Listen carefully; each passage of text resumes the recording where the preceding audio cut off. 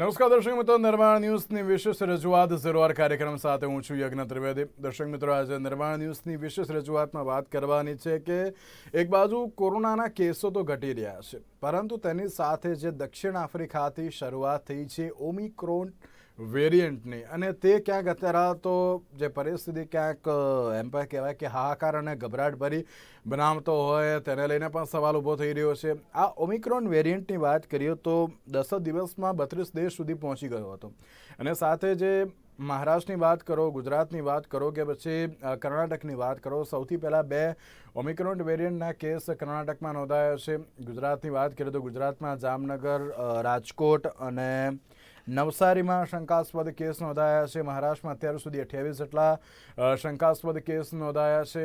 અલગ અલગ સ્ટેટમાં અત્યારે તો જે શંકાસ્પદ કેસો નોંધાયા છે, પરંતુ તેની સાથે આ વેરિયન્ટ કેટલો ઘાતક છે, હજુ પણ કેટલો ફેલાઈ શકે છે, તેના લઈને સવાલ યથાવત જોવા મળી રહ્યો છે. આ તમામ સવાલમાં એક વાત એ પણ છે કે અત્યારે આરોગ્ય તંત્ર તો ચલો જે રીતે સતર્ક તો થઈ ગયું છે, પરંતુ સવાલ એ છે કે કોરોના વેક્સિનની વાત હોય કે કોરોના વેક્સિન લઈ લીધી હોય પણ ત્યારબાદ પણ ઇન્ફેક્ટેડ થતા હોય છે. ક્યાંક વાત એવી પણ સામે આવી છે કે ઓમિક્રોન વેરિયન્ટથી રીઇન્ફેક્શનનું જોખમ અત્યારે તો 3 ગણું વધી ગયું છે.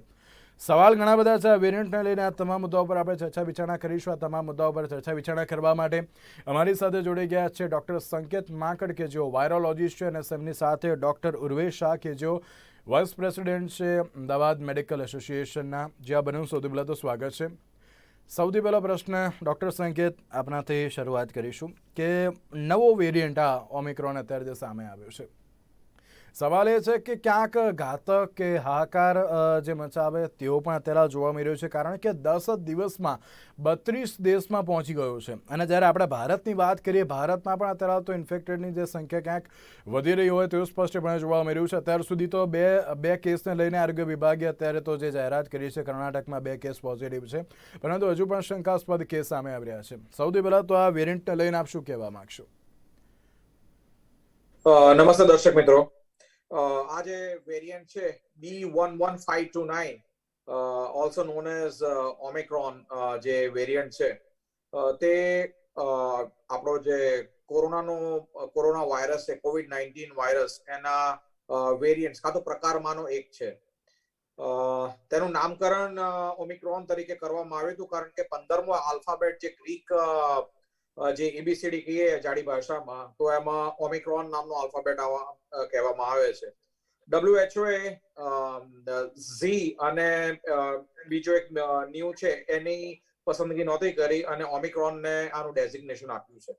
ઓમિક્રોન એક એવો વેરિયન્ટ છે કે જે ખાસ કરીને જે કોરોના વાયરસ છે એનું સ્ટ્રક્ચર છે, તેમાં જે સ્પાઇક પ્રોટીન છે એમાં 30 થી વધારે મ્યુટેશન કરવા વાળો આ વેરિયન્ટ છે. હવે જ્યારે મ્યુટેશન થાય આટલા કોઈ પણ વાયરસમાં, ત્યારે ડેફિનેટલી એનામાં અમુક ચેન્જીસ આવે છે. એવું કહેવામાં આવે છે, પોસ્ટ્યુલેટ છે કે આ વધારે ઇન્ફેક્ટિવ છે, 3 થી 5 ગણો વધારે ઇન્ફેક્ટિવ છે. એની સાથે ઇમ્યુન એસ્કેપ એટલે કે જે આપણી રોગ પ્રતિકારક શક્તિથી એસ્કેપ થઈ શકે છે, કાં તો ભાગી શકે છે, સામાન્ય ભાષામાં કહીએ તો. એટલે ઓમિક્રોનની વધારે લાક્ષણિકતા એ છે કે તે આપણી જે રોગ પ્રતિકારક શક્તિ છે એનાથી પણ ભાગી શકે છે. અને ત્રીજી બાબત જે કહેવાઈ રહી છે તે છે કે જે આપણે જે વેક્સિન્સ લીધેલી છે, કોવિશિલ્ડ કે કોવેક્સિન, કાં તો ઇન્ટરનેશનલી ફાઇઝર છે, કાં તો મોડર્નાની વેક્સિન છે, કાં તો જોન્સનની વેક્સિન છે, તેને પણ થાપ આપી અને બોડીની અંદર ફેલાઈ શકે છે. અને તમે જેમ જણાવ્યું તેમ ઇન્ફેક્શનનો રેટ આમાં વધી શકે છે. હેવિંગ સેડ ધેટ, એક વસ્તુ મારે જસ્ટ પ્રોગ્રામના આઉટસેટમાં જણાવી હતી કે એવી કોઈ પણ સ્ટડી કે કોઈ પણ એવું ઓબ્ઝર્વેશન અત્યાર સુધીમાં મેન્શન નથી કરવામાં આવ્યું કે આ સાઉથ આફ્રિકામાં જે 180 કેસીસ થયા, 180 કેસીસ થયા છે અત્યાર સુધીમાં, ઝિમ્બાબ્વે છે, બોટ્સવાના છે, ઘાના છે, આ તમામ જે કન્ટ્રીઝ છે તેમાં આમાં જે પેશન્ટ્સ ને કોરોના થયો છે એમાં આ ઘાતક કેટલો થયો છે, નંબર પહેલો ક્વેશ્ચન એ. બીજી વસ્તુ, આમાંના કેટલાને એડમિટ કરવા પડ્યા છે. ત્રીજો સવાલ એ થાય છે કે આમાંના કેટલાને નિમોનિયા થયો છે, અને નિમોનિયા થયો છે તો એમનો સીટી સ્કેનનો સ્કોર કેટલો છે. ચોથી બાબત એ છે કે એમાંના કેટલા ERDS તરફ આગળ વધ્યા છે અને વેન્ટિલેટર તરફ આગળ વધ્યા છે. અને પાંચમી બાબત એ છે કે એમાંથી કેટલા જણના મૃત્યુ થયા છે. જ્યારે આપણે કોઈ પણ વાયરસને જોતા હોઈએ તો એમાં મ્યુટેશન થવું બહુ સ્વાભાવિક વસ્તુ છે. જેમ ઉર્વેશ સાહેબે કીધું તેમ કે આમના તો A to Z પણ આપણે પ્રકારો જોઈશું ચર્ચા દરમિયાન એમણે જણાવડાયો, અને ખૂબ સાચી જ બાબત છે કે અત્યારે આપણે ઓમિક્રોન જોઈ રહ્યા છીએ તેમ આખા ગ્રીક આલ્ફાબેટના સમગ્ર આલ્ફાબેટ્સ આપણી સામે સમક્ષ આવવાના જ છે. એટલે આપણે હાલ સતર્ક રહેવાની જરૂર છે, પણ શોક થઈ જવાની જરૂર નથી. એટલે જો ઓમિક્રોન આવ્યો છે તો આપણે સતર્ક રહેવું જોઈએ. વેક્સિન લેવાથી અમુક લોકો પોતાની જાતને એવું માનવા માંડ્યા છે કે આપણને કંઈ થવાનું જ નથી અને માસ્કને ત્યજી દીધો છે. માસ્ક આપણી સૌથી અગત્યની વેક્સિન છે. Mask is the biggest vaccine જે કોઈ પણ વ્યક્તિ રાખી શકે. એટલે સૌથી અગત્યની બાબત એ છે કે આપણે ઓમિક્રોન થી શોક નથી થઈ જવાનું, આપણે સચેત થવાનું છે. બિલકુલ સાચી વાત છે. અત્યારે સચેત થવું એ અત્યંત જરૂરી છે. ઉર્વેશભાઈ, જ્યારે આપણે ઓમિક્રોનની વાત કરતા હોય ને કે 10 દિવસમાં 32 દેશ સુધી પહોંચી ગયો છે, આપણે ભારતમાં અત્યારે તો જે શંકાસ્પદ કેસ જ હજુ તો નોંધાયા છે, હજુ માત્ર 2 કેસની પુષ્ટિ કરવામાં આવી છે. એ ક્યાંક ફેલાય તેવી પણ શક્યતાઓ જોવા મળી રહી છે કે કેમ? કારણ કે જે શંકાસ્પદ કેસ, આપણે મહારાષ્ટ્રની વાત કરીએ, મહારાષ્ટ્રમાં 28 છે, આપણા ગુજરાતમાં અત્યાર સુધી 5 જેટલા કેસ શંકાસ્પદ જોવા મળ્યા છે. નવસારી, જામનગર, રાજકોટ, અમદાવાદમાં પણ જે અત્યારે લેખ જોવા મળી રહ્યો છે. એટલે કે જે અત્યારે સંખ્યા તો ક્યાંક વધી રહી હોય તેવું પણ જોવા મળી રહ્યું છે. આ જે બીજી લહેરની જેમ આ સ્પ્રેડ વધુ પડતો થાય તેવું પણ જોવા મળી રહ્યું છે. આમાં તો શક્યતા ઘણી ખરી અંશે હોઈ શકે, થઈ શકે એવું લાગી રહ્યું છે. અને કદાચ ઓમિક્રોનના કેસ આપણે ત્યાં આગળ ઇમર્જ થઈ રહ્યા છે એવું નહીં, વાયરસ ક્યારે અને કેવી રીતે એન્ટ્રી થયું એના માટે પણ અત્યારે શંકા છે. કારણ કે કર્ણાટકમાં તમે જોયા કે જે 2 કેસ પોઝિટિવ આવ્યા ઓમિક્રોનના, એક સાઉથ આફ્રિકાથી માઇગ્રન્ટ હતા, પરંતુ એક કેસ છે કે જે કોઈના પણ આવી રીતે બહારથી ફોરેન કન્ટ્રીમાં ટ્રાવેલ કરીને આવ્યા હોય એવા કોઈના પણ કોન્ટેક્ટમાં આવ્યા નથી, તેમ છતાં પણ એનામાં જોવામાં આવ્યો છે. એનો મતલબ કે વાયરસ સ્લો પ્રોપોગેશન થી ક્યાંક તો ટ્રાન્સમિટ થઈ રહ્યો છે. એટલે કદાચ એવું બની શકે કે અચાનક આપણને વધારે કેસીસ જોવા મળી શકે. અને આપણે ડિસ્કશન જે શરૂઆતમાં જ કર્યું અને હમણાં જે સંકેતભાઈએ કીધું એ પ્રમાણે આની અંદર મ્યુટેશન્સ સ્પાઇક પ્રોટીનની અંદર 32 પ્લસ મ્યુટેશન્સ છે. હવે સ્પાઇક પ્રોટીનની અંદર પણ છે રિસેપ્ટર બાઇન્ડિંગ ડોમેન RBD, જેની અંદર 9 to 10 મ્યુટેશન છે, જેને કારણે એની AC2 રિસેપ્ટર એટલે કે આપણા હોસ્ટ સેલ્સની જોડે બાઇન્ડ થવાની કેપેસિટી ખૂબ વધી ગઈ છે. અને એ વધવાને કારણે એ સેલ ટુ સેલ ટ્રાન્સમિટ પણ વધારે થઈ શકે છે અને બોડીમાં એન્ટર થયા પછી ફરીથી એને ખૂબ જ રેપિડલી ઇન્ફેક્ટ કરી શકે છે અને એની ટ્રાન્સમિસિબિલિટી પણ ઓવરઓલ વધે છે. એટલે જ્યારે સબ ઓપ્ટિમમ કેસ એટલે કે સબ ક્લિનિકલ કેસ જ્યારે આપણા કન્ટ્રીમાં થઈ રહ્યા હોય તો અને જ્યારે આનું ટ્રાન્સમિશન કેપેસિટી વધારે હોય તો ખૂબ જ શોર્ટ ટાઈમની અંદર લાર્જ કોમ્યુનિટીને આ ઇન્વોલ્વ કરી શકે એવા પૂરેપૂરા ચાન્સીસ છે. બીજી વસ્તુ પણ એ ઇમ્પોર્ટન્ટ છે જે સંકેતભાઈએ કીધી એ પ્રમાણે કે હજુ એની સિવિયરિટી કેટલી છે એ હજુ આપણને પૂરેપૂરું જાણવા મળ્યું નથી, પરંતુ સાઉથ આફ્રિકાના અમુક રિપોર્ટ એવું કહે છે કે આની સિવિયરિટી ઘણી ઓછી છે અને એમાંય જો વેક્સિનેટેડ હોય તો એસિમ્પ્ટોમેટિક કેસીસ પણ થાય છે. તો જ્યારે એસિમ્પ્ટોમેટિક કેસીસ વધારે હોય, ઇવન વેક્સિનેશનમાં પણ એસિમ્પ્ટોમેટિક કેસીસ થાય છે, એસિમ્પ્ટોમેટિક કેસીસ વધારે હોય, ટ્રાન્સમિશન કેપેસિટી વધારે હોય, ત્યારે કોમ્યુનિટીમાં ખૂબ જ ફાસ્ટ સ્પ્રેડ થાય. અને એમાંય ખાસ કરીને જેવી રીતે અત્યારે આપણે કોવિડ એપ્રોપ્રિએટ બિહેવિયર છે એનું તો લગભગ આપણે પાલન કરવાનું ભૂલી જ ગયા હોય એવું લાગે છે. આપણે જ્યાં પણ જુઓ ત્યાં આગળ બધા રૂટીન પહેલાની જેમ જ ફરી રહ્યા છે. તો આવી કન્ડિશનમાં આ બધી એપિડેમિયોલોજીકલ સિચ્યુએશન, વાયરસની પોતાની પ્રોપર્ટી કે જેમ પ્રોપોગેશન ફાસ્ટ થાય છે, એસિમ્પ્ટોમેટિક કેસીસ થવાના ચાન્સીસ વધારે છે, ઇમ્યુન એસ્કેપિઝમ આ વાયરસમાં પોસિબિલિટી વધારે છે, આ બધાને કારણે એ ટ્રાન્સમિટ ખૂબ જ ઝડપથી થઈ શકે. એટલે આપણે એ બાબતે ખૂબ સાવચેત રહેવાની જરૂર છે. જી બિલકુલ, ઝડપથી ફેલાઈ શકે છે ને સાથે જે રીતે અમુક રિસર્ચ અને ડૉક્ટર દ્વારા પણ એમ કહેવામાં આવ્યું હતું, ડૉક્ટર સંકેત, કે આ જે કોરોના વાયરસ અને તેમાં પણ જે આ ઓમિક્રોન વેરિયન્ટ આવ્યો છે તેનું જેનેટિક સ્વરૂપ બદલાય તેવી પણ શક્યતાઓ વર્તાઈ રહી છે અને જે બીટા અને ડેલ્ટા વેરિયન્ટ કરતાં પણ વધી શકે છે તેવું અને સિવિયર પણ ક્યાંક થઈ શકે છે. કારણ કે આમાં જે લક્ષણો હતા કે જે સૂંઘવાની શક્તિ અને તેની સાથે સ્વાદની ક્ષમતા જતી રહેતી નથી, બધું જ નોર્મલ જોવા મળતું હોય છે. કર્ણાટકમાં પણ જે 2 કેસ નોંધાયા તે એસિમ્પ્ટોમિક જ હતા, પરંતુ સાથે ક્યાંક એવું પણ જોવા મળ્યું છે કે જેનેટિક સ્વરૂપ બદલાય તેવી શક્યતાઓ છે. તેને કઈ રીતે કહેશો આપ? જ્યારે આપણે કોઈ પણ વાયરસની natural history of the disease જોઈએ તો હંમેશા, સે ફોર એક્ઝામ્પલ પોલિયોમાયલાઇટિસ છે, તો પોલિયોમાઇલાઇટિસમાં બી શરૂઆતમાં વાઇલ્ડ ટાઈપ ઓફ વાયરસ કહેવાય એને, જે બેઝિક વાયરસ હોય એને, અને ત્યારબાદ જે એના મ્યુટેશન થતા રહેતા હોય એનું કારણ છે વાયરસને પણ પોતાની જાતને મલ્ટીપ્લાય કરવાની છે, એક્ઝિસ્ટ કરવાનું છે. એટલે જ્યારે એક્ઝિસ્ટ કરવાનો કોઈ પણ વાયરસ કાં તો બેક્ટેરિયા, તો એ હંમેશા ઇટ અંડરગોઝ અ મ્યુટેશનલ ચેન્જ. મ્યુટેશનલ ચેન્જ એટલે કે જેનેટિક સ્ટ્રક્ચરનો પોતાનો ચેન્જ કરે, જે તમે કીધું તેમ કે આ જેનેટિક સ્ટ્રક્ચરમાં ચેન્જ કરે છે. એવું માની લેવાની ક્યારે પણ જરૂર નથી કે ઓમિક્રોન આવવાથી મોર્ટાલિટી કાં તો વિરુલન્સ વેક્સિનની આ શું COVID-19 ની વધશે. મે બી આ બ્લેસિંગ ઇન ડિસગાઇઝ હોય ભગવાનનું કે કદાચ આ જે ડેલ્ટા જે હાલ સર્ક્યુલેટ થઈ રહ્યો છે, અમેરિકામાં હાલ જે પણ કેસીસ થઈ રહ્યા છે બધા ડેલ્ટાના લીધે થઈ રહ્યા છે. સેકન્ડલી યુરોપમાં બી હાલ સર્જ જોવા મળી રહ્યો છે, રશિયાના અમુક પાર્ટ્સ અને ચાઇનાના અમુક પાર્ટ્સમાં. એટલે ઓવરઓલ હાલ જે આપણે એપ્રિલ અને મે મહિનામાં ભોગવી ચૂક્યા છીએ ડેલ્ટા વાયરસને, ભારત દેશ જે કરુણ આપણા ત્યાં આગળ જે સિનેરિયો, કેટાસ્ટ્રોફી કહેવાય એને, અનપ્રેસિડેન્ટેડ સિચ્યુએશન જે આપણે અનુભવી ચૂક્યા છીએ એઝ ઇન્ડિયન્સ, ગુજરાતી અને ઇન્ડિયન્સ તરીકે, તે વસ્તુનું નિર્માણ હાલ તમે ઓવરઓલ વર્લ્ડ જોઈ રહ્યું છે. ઓમિક્રોનના આવવાથી આપણે એક્સપેક્ટેશન રાખીએ કે ઇન્ફેક્ટિવિટી વધે, સૌ કોઈ ઇન્ફેક્ટ થઈ જાય. આપણે already we all are infected with delta, એમાં કોઈ ડાઉટ જ નથી. ડેલ્ટા બાદ આજે જો વેક્સિનનો આંકડો જોવામાં આવે તો મેક્સિમમ લોકોને વેક્સિન અપાઈ ગયેલી છે. 80% of the Indians have already received their first dose, and 40 to 50% of the Indians are going to have already received their second dose. એટલે ટેકનિકલી સ્પીકિંગ 126.7 કરોડ ઇન્ડિયન્સ ને ડોઝ એટલીસ્ટ મળી ચૂકેલો છે. એટલે વેક્સિન પ્રેશર નંબર 1, અને બીજી વસ્તુ આનું જે જેનેટિક સ્ટ્રક્ચર છે, આ બે વસ્તુ. અને ત્રીજી બાબત એ છે કે એપ્રિલ મે મહિનામાં આપણે ઓલરેડી ડેલ્ટાને એન્કાઉન્ટર કરેલો છે.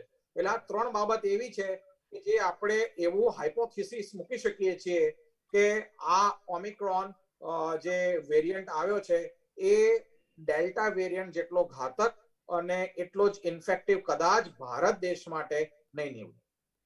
ઓકે, એક બાજુ ચલો ક્યાંક નહીં નીવડે, પરંતુ ડૉક્ટર સંકેત, આપને જ એક પ્રશ્ન કે આપણે 126 કરોડની જે રીતે તમે વાત કરી કે એટલા લોકોને અત્યારે તો વેક્સિનેટેડ થઈ ગયા છે, બુસ્ટર ડોઝની કેટલી જરૂરિયાત આમાં જોવા મળી રહી છે? કારણ કે અત્યારે જે રીતે WHO વાત કરી કે ICMRની વાત કરીએ, એક ચર્ચા એ પણ ઉઠવા પામી છે કે બુસ્ટર ડોઝની ક્યાંક જરૂરિયાત વધે તેવી શક્યતાઓ છે, અને જો વધે તો કઈ કંપનીની અને કઈ રીતની હોવી જોઈએ? જો ઓમિક્રોન જે વેરિયન્ટ છે એનું જે બી સાયન્સ છે that is in the development. એનું કારણ છે કે આપણને સંપૂર્ણપણે એના તથ્યો અત્યાર સુધીમાં ખબર નથી. મેં વર્ડ યુઝ કર્યો હાઇપોથિસિસ. હાઇપોથિસિસનો મતલબ એ છે કે તમે કોઈ બી વસ્તુમાં એક થિયરી બનાવતા પહેલા યુ આર મેકિંગ પ્રેડિક્શન્સ, બરોબર છે? એટલે સિચ્યુએશન કરન્ટલી ઇઝ અનફોલ્ડિંગ થઈ રહ્યું છે આ સિચ્યુએશનનો. એટલે સિચ્યુએશન કઈ રીતની નિર્માણ પામે છે એના પ્રમાણે આપણે નિર્ણય લેવાનો રહેશે કે કઈ વેક્સિન આમાં યુઝ કરવી કે ન કરવી, બુસ્ટર યુઝ કરવા કે ન કરવા. Let me tell you one thing કે હાલમાં ICMR માં સંપૂર્ણપણે ચર્ચા થઈ જ રહી છે કે બુસ્ટર ડોઝિસ કન્સિડર કરવા કે ન કરવા. એનું કારણ છે કે ઉર્વે સાહેબ છે કે અમે છીએ કે સૌએ 2020માં ઓલમોસ્ટ ફર્સ્ટ ડોઝ લઈ લીધેલો હતો વેક્સિનનો, ઇફ આઈ એમ કરેક્ટ, ઉર્વે સાહેબ. અને બધાને એક વર્ષ થઈ ગયેલો છે, અને બધાની IgG એન્ટીબોડીઝ બી હવે ઓછી થવા માંડી હશે એ પ્રમાણે. એટલે સેલ મીડિયેટેડ ઇમ્યુનિટી અને એન્ટીબોડી જે છે, હ્યુમરલ ઇમ્યુનો રિસ્પોન્સ, એ તમામના અત્યાર સુધીમાં ઓછા થવા માંડ્યા હોય. એટલે હેલ્થકેર વર્કર્સ, પેશન્ટ્સ એવા કે જે ઇમ્યુનો સપ્રેસ છે, જેની રોગ પ્રતિકારક શક્તિ સારી નથી, HIV ના પેશન્ટ છે, ટ્રાન્સપ્લાન્ટના પેશન્ટ છે, કિડની ટ્રાન્સપ્લાન્ટના પેશન્ટ છે, બોન મેરો ટ્રાન્સપ્લાન્ટ છે, પેશન્ટ જે સ્ટીરોઇડ ઉપર છે, રુમેટોલોજીકલ પેશન્ટ છે, અને એલ્ડરલી પેશન્ટ છે. આ સૌની રોગ પ્રતિકારક શક્તિ ઓછી છે. એટલે જ્યારે આ સિચ્યુએશનનું નિર્માણ થાય તો બુસ્ટર ડોઝ ડેફિનેટલી રેકમેન્ડ કરી શકાય. આજે લેન્સેટમાં એક સ્ટડી પબ્લિશ થઈ છે, આજે જ લેન્સેટમાં સ્ટડી પબ્લિશ થઈ છે. તેમાં જણાવ્યા મુજબ ફાઇઝર, મોડર્ના અને જોન્સનની વેક્સિન, અને બીજી 2 વેક્સિન્સ બી છે, નોવાવેક્સ અને still one more that I not recollect. એટલે આ જે વેક્સિન્સ છે એનો બુસ્ટર ડોઝ લેવાથી ઇમ્યુનિટી વધે છે તેવું સાબિત કરવામાં આવ્યું છે. હવે એ આર્ટિકલ છે હજી સુધી પીયર રિવ્યુડ થયો નથી, પણ લેન્સેટમાં ડેફિનેટલી પબ્લિશ થયો છે. So that is the latest in how the vaccines are being offered. As far as India is concern, આપણે કોવિશિલ્ડ કાં તો કોવેક્સિન કાં તો at the most Sputnik use કરી છે. એટલે આમાં કેટલા અંશે આપણે યુઝ કરી શકીશું બુસ્ટર ડોઝનો, એ આઈ થિંક આગામી દિવસોમાં અઠવાડિયામાં મને લાગે છે ICMR ક્લેરિફાય કરશે એના ઉપર.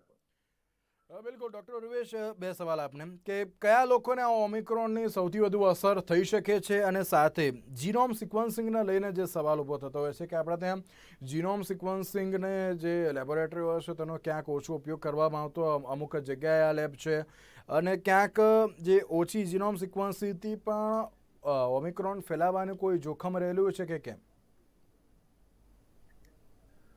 પહેલો પ્રશ્ન તમારો કે કયા લોકોને ઓમિક્રોન ઇન્ફેક્શન થઈ શકે, તો એની અંદર છે ને આપણે બે રીતે જોવાય. એક તો આપણે ત્યાં આગળ હજુ ઇમ્યુનાઇઝ ના થયા હોય અથવા તો પ્રાયરલી ઇન્ફેક્ટેડ ના થયા હોય, they are the all vulnerable two get the infection of COVID-19 કોઈ પણ પ્રકારના. એટલે સ્વાભાવિક છે કે એમને તો ઓમિક્રોન થવાના ચાન્સીસ વધારે જ છે.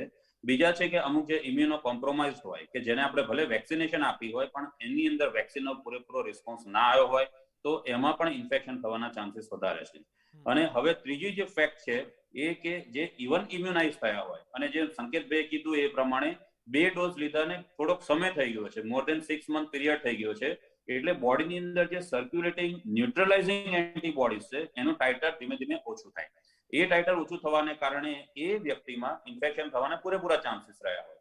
પરંતુ હા, એનામાં સેલ મીડિયેટેડ ઇમ્યુનિટી અને મેમરી સેલ્સ, મેમરી બી સેલ્સ કહેવાય, કે જે હજુ પણ છે. એટલે કદાચ એની અંદર સિવિયર ડિઝીઝ ના થાય, પરંતુ એને ઇન્ફેક્શન તો થઈ જ શકે. પોસિબલ છે કે ઇન્ફેક્શન કાં તો એસિમ્પ્ટોમેટિક હોય અથવા તો માઇલ્ડ હોય, અને અમુકમાં જો બ્રેક થ્રુ થાય તો એની અંદર સિવિયર ફોર્મ, પણ એના ચાન્સીસ હજુ પણ જોતા ઘણા બધા રહે છે. પણ માઇલ્ડ ઓર એસિમ્પ્ટોમેટિક ઇન્ફેક્શન થઈ શકે. હવે આપણે જોવા જઈએ તો વેક્સિનેશનમાં બાળકોની અંદર વેક્સિનેશનનો દર ખૂબ ઓછો છે, કારણ કે આપણે હજુ એને વેક્સિન શરૂ જ નથી કરી. પ્રેક્ટિકલી આપણે હજુ એને આપવાની શરૂ કરી શક્યા જ નથી. તો બાળકો જે અનઇમ્યુનાઇઝ છે, અનઇન્ફેક્ટેડ છે, એ લોકો ઇન્ફેક્ટ થશે. અને જ્યારે આપણે સ્કૂલ શાળાઓ ચાલુ થઈ, બાળકો મળવાનું ચાલુ થાય છે, ત્યારે બાળકો એક પર્સનથી બીજાને ઇન્ફેક્શન ટ્રાન્સમિટ કરે, અને પછી એ ઇન્ફેક્ટેડ એનધર જે ચાઇલ્ડ છે એ પોતાના ફેમિલી જઈને ટ્રાન્સમિટ કરી શકે. એટલે આવી એપિડેમિક સિચ્યુએશન પણ આપણે વિચારી શકીએ કે આવી રીતે પણ ફેલાઈ શકે. બીજી વસ્તુ છે જીનોમ સિક્વન્સિંગ. જીનોમ સિક્વન્સિંગ કરવું તો પહેલેથી જ આપણે માનીએ છીએ કે ખૂબ જરૂરી છે, કે જ્યારે કોઈ પણ જગ્યાએ ક્લસ્ટર ઓફ કેસીસ થાય, કોઈ અનયુઝ્યુઅલ પ્રેઝન્ટેશન હોય, ત્યારે એ કેસીસના જેટલા પણ પોઝિટિવ આવ્યા હોય એનું જીનોમ સિક્વન્સિંગ અચૂકપણે કરવું જોઈએ.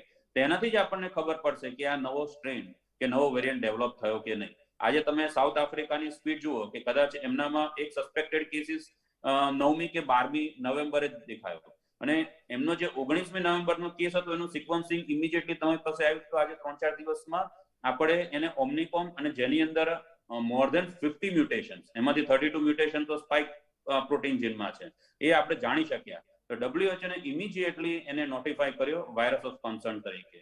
એટલે જીનોમ સિક્વન્સિંગ તો કોઈ પણ સ્ટેજમાં થવું જોઈએ. અને અત્યારે પણ ગવર્મેન્ટે ગાઈડલાઈન બહાર પાડી, અને એ તો દરેક લેબોરેટરીને જણાવી દીધું છે કે જ્યારે કોઈ પણ પોઝિટિવ કેસ આવે, દરેક પોઝિટિવને જીનોમ સિક્વન્સિંગ માટે અચૂકપણે મોકલવું. આપણે ત્યાં આગળ પણ ગુજરાત બાયોટેકનોલોજી રિસર્ચ સેન્ટર છે, એની અંદર જીનોમિક સિક્વન્સની ફેસિલિટી ઊભી કરવામાં આવી છે, તો ત્યાં આગળ એનું સિક્વન્સિંગ થશે. એટલે આપણે સિક્વન્સિંગ કરી અને અર્લી સ્ટેજમાં કોઈ પણ વેરિયન્ટને જાણી શકીશું, અને એ પ્રમાણે ઓમિક્રોનનું પણ આપણે પ્રિવન્સ જાણી શકીશું. બિલકુલ. ડૉક્ટર સંગે તું આપની પાસે આવવા માંગીશ કે એક બાજુ આપણે ઇઝરાયલના ડૉક્ટરનો એક દાવો જે સામે આવ્યો હતો કે આ દક્ષિણ આફ્રિકામાં જે ઓમિક્રોન વેરિયન્ટ એ દક્ષિણ આફ્રિકાનો નથી, પરંતુ સૌથી પહેલાં લંડનમાં જોવા મળ્યો હતો, અને ત્યાંથી ઇન્ફેક્ટેડ થઈને ક્યાંક દક્ષિણ આફ્રિકામાં આવ્યા હતા, અને ત્યાં ગતિ વધી છે તેવી પણ અત્યારે વાત સામે આવી છે. સાચી આમ હકીકત અત્યારે તો શું માની શકાય? આમાં બહુ બધા ડિસ્પ્યુટેડ ફેક્ટ છે. આપણે આપણા બે કેસીસ જોઈએ તો ફર્સ્ટ કેસ જે છે એ ટ્રાવેલરનો હતો, જે આફ્રિકન ટ્રાવેલર આવ્યા હતા અહીંયા, અને પછી જીનોમિક સિક્વન્સિંગ માટે એમનો સેમ્પલ આપવામાં આવ્યો. ફર્સ્ટ એ બીકેમ કોવિડ પોઝિટિવ, અને જીનોમિક સિક્વન્સિંગ માટે આપવામાં આવ્યો એમનો સેમ્પલ, અને હોટેલમાંથી જ તેઓ દુબઈ માટે રવાના થઈ ગયા હતા. So we lost him to follow up there. બીજા જે ડોક્ટર સાહેબ છે, એ કેસ એ બહુ કન્સર્નિંગ છે. એનું કારણ છે કે એમનો કોઈ એરિયા ઓફ ટ્રાવેલ થયો નથી, કોઈ સ્પેસિફિક ટ્રાવેલ હિસ્ટ્રી નથી, તેમ છતાં તેમને થયો છે. એટલે જેમ ઉર્વેશ સાહેબે કીધું કે શું એટલીસ્ટ 10મી તારીખથી જ ઓમિક્રોન ઓલરેડી એક્ઝિસ્ટેડ હતો કે નહીં, એ બી બહુ જ અગત્યની બાબત અહીં બની રહે છે. બીજી બાબત એ બી છે કે આપણે જીનોમિક સિક્વન્સિંગ થી ઓળખી શકીએ છીએ કે આ ઓમિક્રોન છે કે નહીં તટસ્થપણે, પણ તમારે જો પીસીઆર માંથી બી રીડિંગ કરવું હોય ને કે આ ઓમિક્રોન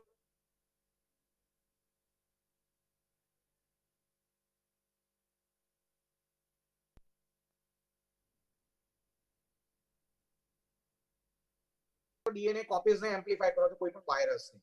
એટલે જ્યારે તમને એન અને ઈ મળે એમ્પ્લિફિકેશનમાં અને એસ જીન નું ડિલીશન થાય, કાં તો એસ જીન સાદી ભાષામાં કહીએ તો ન મળે પીસીઆરમાં, તો તમારે ડેફિનેટલી એ સસ્પેક્ટ કરવું પડે માઇક્રોબાયોલોજિસ્ટ તરીકે કે this could be a variant or rather Omicron, અને એ સેમ્પલને તમે જીનોમિક સિક્વન્સિંગ માટે મોકલો.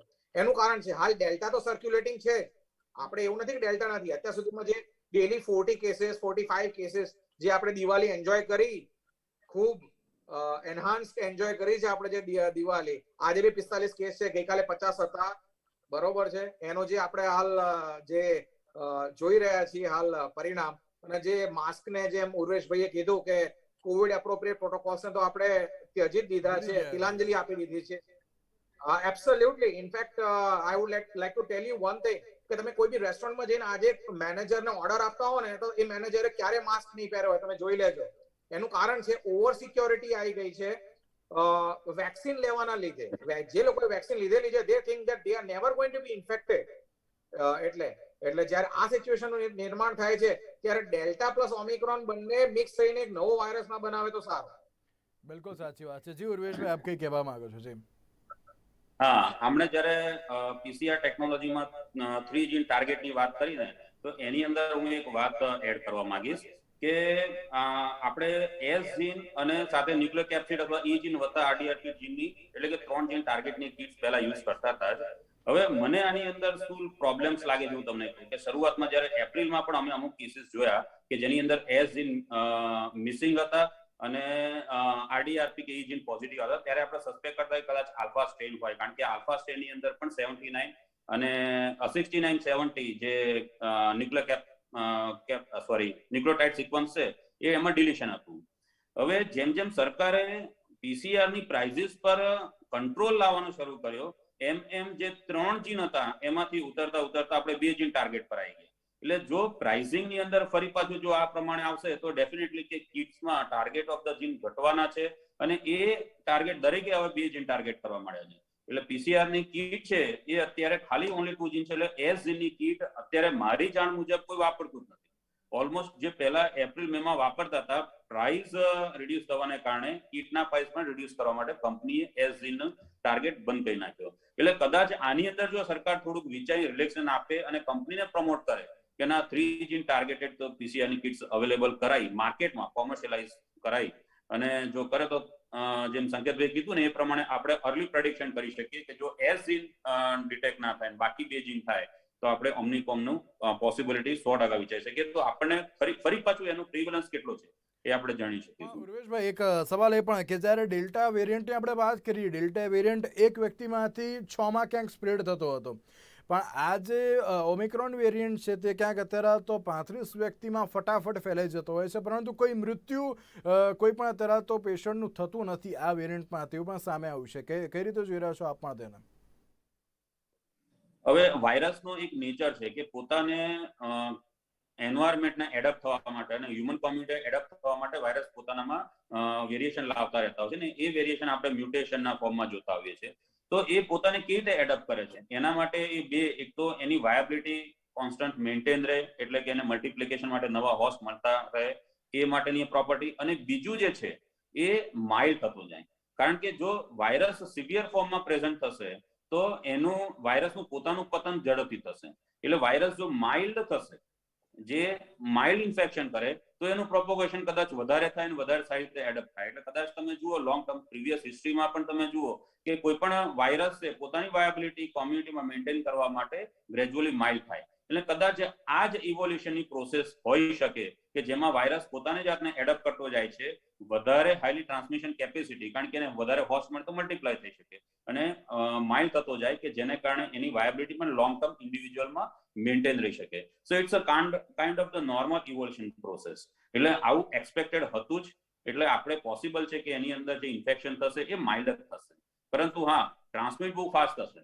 તો ટ્રાન્સમિટ થવાને કારણે જે વધારે વનરેબલ ઇન્ડિવિજ્યુઅલ છે એની અંદર તો સિવિયર થવાનું જ છે, અને એની અંદર આપણે કદાચ એડમિશનની અને હોસ્પિટલાઇઝેશનની અને પ્રોપર કેરની જરૂર પડી શકે. ઓકે, છેલ્લો પ્રશ્ન આ બંનેને કે કેવા પ્રકારની સાવચેતી રાખવી જરૂરી? ડોક્ટર ઉર્વેશ, સૌથી પહેલા આપને, ત્યારબાદ ડોક્ટર સંકેત આપને. ઉર્વેશભાઈ. વેક્સિનેશન ઇમિડિયેટલી જેને પણ બાકી હોય એ લઈ લે, એ તો પહેલી જ. અને કોવિડ એપ્રોપ્રિએટ બિહેવિયર હવે આ રિપીટેડલી કહેવાય રહ્યું છે દરેક માધ્યમથી, આ બે વસ્તુની આપણે ખરેખર સાવચેત રાખવાની જરૂર છે. અને બીજું કે જે પણ ઇમિગ્રન્ટ હોય અથવા તો જે હવે તો કોઈ પણ બહાર ફોરેનથી આવતા હોય એનું સ્ક્રીનિંગ થવું જોઈએ, અને જે સસ્પેક્ટ કેસ હોય એનું સ્ક્રીનિંગ થવું જોઈએ, અને પોઝિટિવ આવતો જીનોમિક સિક્વન્સિંગ થવું જોઈએ. જી સંકેતભાઈ, આપ અને સ્ક્રીનિંગની સાથે સંકેતભાઈ એક વસ્તુ આપની પણ, કે લોકો ક્યાંક હજુ ગભરાઈ રહ્યા છે કે ના કરાવીશું, ઓમિક્રોન વેરિયન્ટ આવ્યો, અમારા લોકોને પેલું આઇસોલેટ થવું પડશે. આપ સાથે તેના લઈને પણ શું કહેશો? સ્ક્રીનિંગ તો કરવું એ ખૂબ જ મેન્ડેટરી અને જરૂરી એક રેગ્યુલેટરી સ્ટેપ છે, અને આઈ થિંક એ ગવર્મેન્ટ કરશે સ્ક્રીનિંગ માટે કોઈ પણ ઇન્ટરનેશનલ ટ્રાવેલર્સ માટે. આપણે ટેસ્ટિંગ બી થોડુંક ઇન્ક્રીઝ કરવાની જરૂર છે, જેથી કરીને આપણે જે કેસીસ હાલ થઈ રહ્યા છે, આજે 45 છે અને તમે જોઈ રહ્યા તો લાસ્ટ 2 to 3 days થી આપણે 40 ની આસપાસ કેસીસ પર આવી રહ્યા છે ગુજરાતમાં પર્ટિક્યુલરલી. એટલે આપણું ટેસ્ટિંગ જે પ્રમાણે છે, જે સિમ્પ્ટોમેટિક જે પીપલ છે એમાં ડેફિનેટલી એટલું ઓપ્ટિમમ રાખવાની જરૂરત છે. એની સાથે જેમ સાહેબે જણાવ્યું, ઉર્વેશ સાહેબે, તેવી રીતે જે પીસીઆર ની કિટ હતી એને રિસ્ટોર કરવાની જરૂર છે, કે 3 જીન્સને ખાસ એમ્પ્લિફાય કરતા રહે, તો એસ જીન નું ડિલીશન થાય તો આપણને ખબર બી પડી શકે. અને જો એ એસ જીન જે ડિલીશન છે એ ઓમિક્રોન છે કે આલ્ફા છે વેરિયન્ટ, એનું પણ સબ ક્લાસિફિકેશન સબસિક્વન્ટલી જીનોમિક સિક્વન્સિંગ થી થઈ શકે. એટલે જીનોમિક સિક્વન્સિંગ ની લેબ્સ જે છે આપણે એ પણ વધારવાની જરૂર છે, કારણ કે જીનોમિક સિક્વન્સિંગ પર આપણે એટલો સ્ટ્રેસ નથી રાખતા. એટલે એક સેન્ટર આપણા અહીંયા પણ એવી રીતના ડેવલપ કરવું જ જોઈએ આપણે, કે જે જીનોમિક સિક્વન્સિંગ એટલું ઇફેક્ટિવલી જેટલું એનઆઈવી પુણે છે, ઓલરેડી છે જ આપણી જોડે. બરોબર, એક બાબત થઈ ગઈ. હવે જ્યારે બીજી બાબત જે સાહેબે કીધી એમ, વેક્સિનેશન સૌથી અગત્યનું એ છે, જેના સેકન્ડ ડોઝિસ પેન્ડિંગ છે તે સૌએ સેકન્ડ ડોઝ લઈ લેવો જોઈએ. અને જે કોવિશિલ્ડ નો જે 3rd મંથ ફિનિશ થતો હોય અને જે વેક્સિન્સ લેવામાં આવે છે સેકન્ડ ડોઝની, એ ફાસ્ટ ટ્રેક કરી દેવી જોઈએ. અને one more thing, mask is the best vaccine. એટલે માસ્ક ક્યારે પણ પબ્લિકે હાલ છોડવાની જરૂર નથી. એ અર્બન એરિયા છે કે રૂરલ એરિયા છે, ગ્રામ્ય વિસ્તાર કે શહેરી વિસ્તાર, એટલે આ વસ્તુ ખાસ ધ્યાન રાખવાની જરૂર છે. આગામી 1 મહિનો ખૂબ જ ક્રુશિયલ છે કોઈના પણ માટે. એઝ સિટીઝન્સ, એક નાગરિક તરીકે આપણે અપીલ કરી શકીએ છીએ. બિલકુલ. ઓકે, તો એક બાજુ જે ઉર્વેશભાઈ, જી હા, એમણે જે વેક્સિનેશન કીધું ને, કે હવે સેકન્ડ ડોઝને વધારવા માટે સરકારે પણ એક વસ્તુ ધ્યાનમાં લાવવાની જરૂર છે, કે 3 મહિનાની જગ્યાએ એ ડ્યુરેશન સેકન્ડ ડોઝ માટે ઘટાડવો જોઈએ. જો આપણે 1 મહિના પછી જ બોડી પ્રાઇમ થઈ જાય છે સેકન્ડ ડોઝને લેવા માટે, તો કદાચ 12 વીકથી ઘટાડી અને 4 to 6 weeks પછી સેકન્ડ ડોઝ લેવાનું કરે તો આપણે કદાચ જે બાકી છે એને સેકન્ડ ડોઝ ફાસ્ટ આપી શકીએ. બિલકુલ. તો એક બાજુ જે રીતે કોરોના વેરિયન્ટને અત્યારે દસ્તક ભારતમાં તો જોવા મળી રહી છે, સાથે ગભરાવાની જરૂર નથી, પરંતુ સાવચેતી રાખવી એ બહુ જરૂરી છે, કારણ કે અત્યારની જે પરિસ્થિતિમાં ક્યાંક આપણે કોવિડ એપ્રોપ્રિએટ બિહેવિયર જ ભૂલી ગયા છીએ તેવું જોવા મળી રહ્યું છે. દિવાળીની ઉજવણી જે આપણે જોવા મળી, હવે ઉત્તરાયણ છે કે પછી ક્રિસમસની ઉજવણી એ પ્રકારે ના કરતા, કે આપણને જે બીજી લહેર અત્યારે હાલ તો ગઈ છે તેને ફરી એકવાર યાદ અપાવે. તેની સાથે માસ્ક પહેરવું જરૂરી છે, સોશિયલ ડિસ્ટન્સનું પાલન અત્યારે પણ જરૂરી છે, અને સેનિટાઈઝર પણ જરૂરી છે. સાથે જો હજુ પણ વેક્સિન ન લેતી હોય તો વેક્સિન લઈ લેજો. તેની સાથે ઉર્વેશભાઈ અને સંકેતભાઈ બંનેનો આભાર અમારી સાથે ચર્ચા વિચારણામાં જોડાવા માટે. તો આજની આ વિશેષ રજૂઆતમાં બસ આપશો. નમસ્કાર.